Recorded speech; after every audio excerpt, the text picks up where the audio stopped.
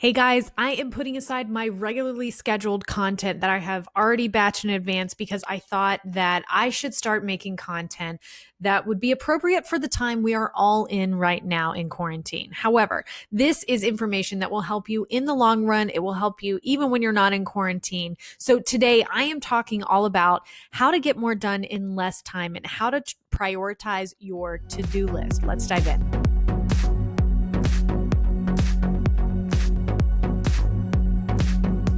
Hey guys, I'm Gwendolyn. I'm the content creator's best friend, and I am here to simplify content for you so that you can get back to what's most important in your business. I am also, if you didn't know, an efficiency nerd. I am all about making the most of your time and not wasting time on things you should be doing better, that all it would take is just a tweak of efficiency. We all have our checklists, our checklists. We all have our checklist. We all have our to-do list. We all have the things that we should be doing, could be doing, want to be doing. There's lists for almost everything that we want to be doing, and it seems to be getting longer. So whether you are someone who has found themselves with a little extra time due to the quarantine, or maybe you have far less time, I want to know. Put it in the comments below. Are you finding yourself with more time because you were in a 9 to 5 and now you're working from home? Do you find yourself with less time like me? I was already working from home, but now my kids are home. So I'm adding homeschooler to my list of things to do. So my time has almost been cut in half, if not more. If you didn't know, I am hosting something called Batch Week. The link is in the description below. But it is a free space for us all to co-work together and get further faster with our to-do list. Maybe it's a project you've been putting off for years and it's a creative project that just fulfills your soul. Or maybe it's something that can help you get further in your business for when we do go back to normal life. There's a free workbook. There's co-working times, but even if you can't make the co-working times, it's okay. You can still get the resources. So please sign up, grab those free resources, that free workbook, and join the free Facebook group so that you can be a part of the community of everyone else who is batching. Let's dive into today's video. So again, today's video is all about doing more with less time and prioritizing that never-ending to-do list. So I've got 5 tips for you that are going to keep you on track and help you make the most of your time. Number 1 is sort of basic and sort of not. Make a to-do list. If you haven't done that already, if you don't have a list where everything goes in, do it now. If you are someone who seems to always have things pop into your mind and you just write on an envelope, on the back of an envelope or a sticky note or whatever and like notes on your phone, and they're all over the place, I encourage you to make a central location for all your notes and your to-dos. I like working in actual handheld workbooks. So I'm going to give you guys this example and I'm going to show you how to use it. The best way that you can use a running to-do list is if you want to start dumping all the ideas that come in your mind, to-dos for your house, to-dos for your family, to-dos for your business, to-dos for whatever it is, your passion, if you have like a passion project, you can do this in 2 different ways where you keep it all in one place and you just have to flip through, or you can start making specific pages for each thing that you are working on. So in this instance, I would do something like putting up top home, and I would know that anything that I need to get done for my family, for my home, shopping list or whatever, to remember to pick up toilet paper, go on this list. And if I had, and then I would just flip over and I would have this one specifically for business. That way it's organized. And when I'm in my time frame, which we're going to talk about the flow and the time blocking in just a minute, but when I'm in that right time frame, I'm able to flip to the right page for what I am currently working on and not have to sift through the entire list. So I would highly recommend organizing your lists and having a different list per page for whatever it is that you need to organize. Number 2, if you have a problem with distractions, if you have a thought that comes into mind like, oh, I forgot to email that person back, I'm going to go ahead and do it right now. And you get very distracted by the things you need to do, which isn't a bad distraction. And there's a lot of ways for us to justify those actions of just jumping in and going ahead and getting something done. But that can get you off track of what is a priority in your life in that moment. So I highly recommend keeping that list, whether it's digital or written form. Again, if it's digital, have different pages in your notes on your phone where one is for a list for this, one is a list for that, and you're not mixing them up. Okay. But if you are someone who gets distracted by those things, I want you to keep those lists and keep them fluid. So keep adding to them as that pops into your brain, but don't act on it. That's the most important thing.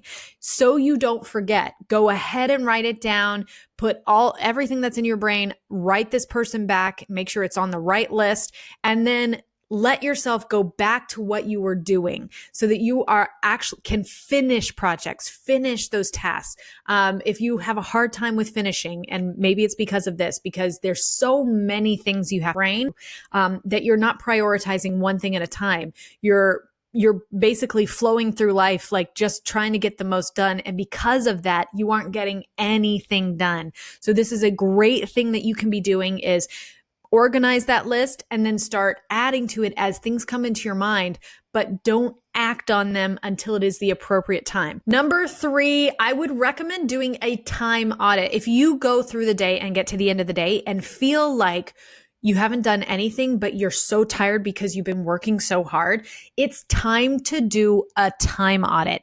And the best way to do this is just to you can print these out, free printables, where you have from 1 a.m. all the way down to, 12 midnight on a day. And you carry that around with you and you just keep track of what you have done with your time that day and really see where your time holes are. Where are you wasting time by decision fatigue, by getting distracted by writing an email when you shouldn't be.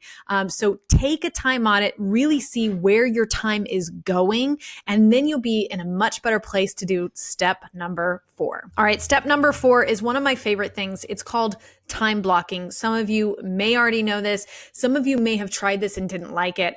And some of you live by this. And if you are like me, this has been something that has been so wonderful and so efficient for me because I'm able to section out my time for social media. And then I'm able to section out my time for coaching, and I don't allow coaching calls in between those times. And then I'm able to section out family time and time for my house.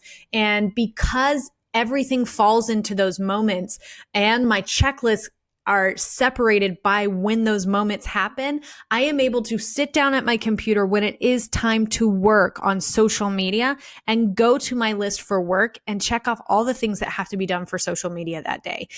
When it's time to focus on my house, and I have a house list already created of all the brain dumps that have come out throughout the day, even when I'm working, I just write it down on the list because I know later in the day it's a housework time. I am able to section that off because I feel good knowing that that time is coming up.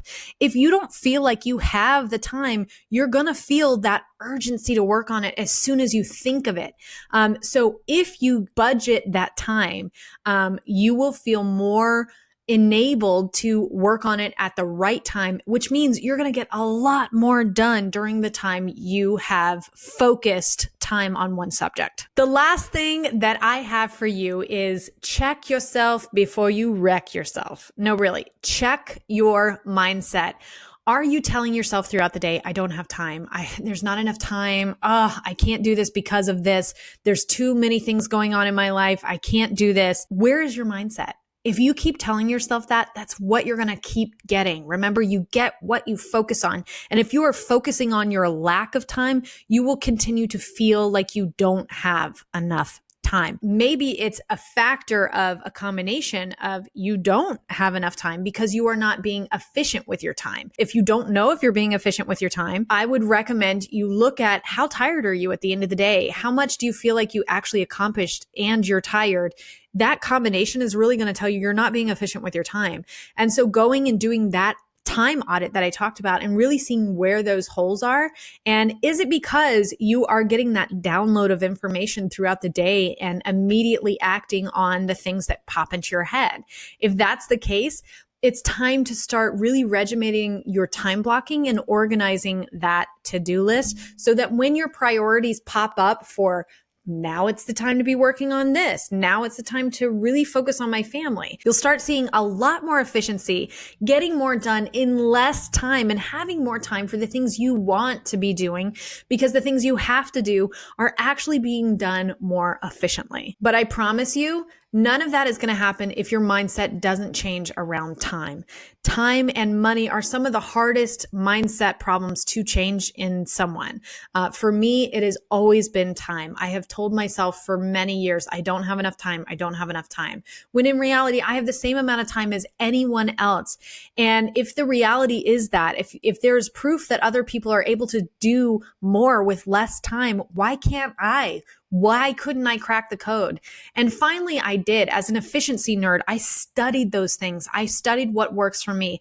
And maybe time blocking is not something that works for you. Maybe checklists don't work for you. But I encourage you to try them. Okay, try them again, even if you've tried them before. I encourage you to try all these ideas again.